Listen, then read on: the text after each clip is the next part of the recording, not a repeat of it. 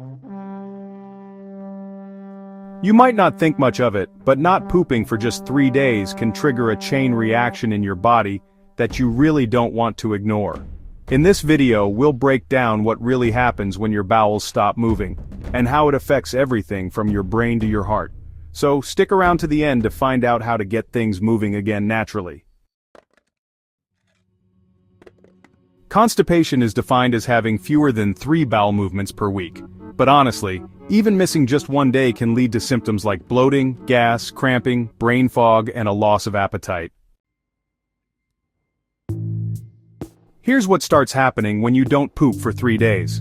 On day 1, stool begins drying and hardening in your colon. You might feel sluggish or bloated. By day 2, toxins begin to reabsorb into your bloodstream. You may notice bad breath, headaches, or even mood changes.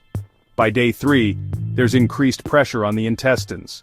The risk of hemorrhoids, anal fissures, and pain goes up. You may feel nauseous, or even experience backed-up waste causing abdominal pain. Going too long without pooping can lead to things like fecal impaction, intestinal inflammation, hormonal imbalance, disrupted gut bacteria, and even heart strain in really extreme cases. So don't ignore your body's signals. Here's how to support your colon naturally. First, eat more fiber. Think vegetables, oats, or chia seeds. Also, drink plenty of warm water. Moving your body, like just going for a walk, can really help digestion. Some folks find that starting the day with warm lemon water makes a difference. You might also consider natural remedies like aloe vera or prune juice.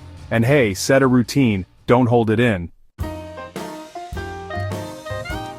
So, what happens if you don't poop for 3 days? Well, your body starts sending distress signals, and if you ignore them, things can get much worse. Listen to your gut, and make small changes now to avoid big problems later.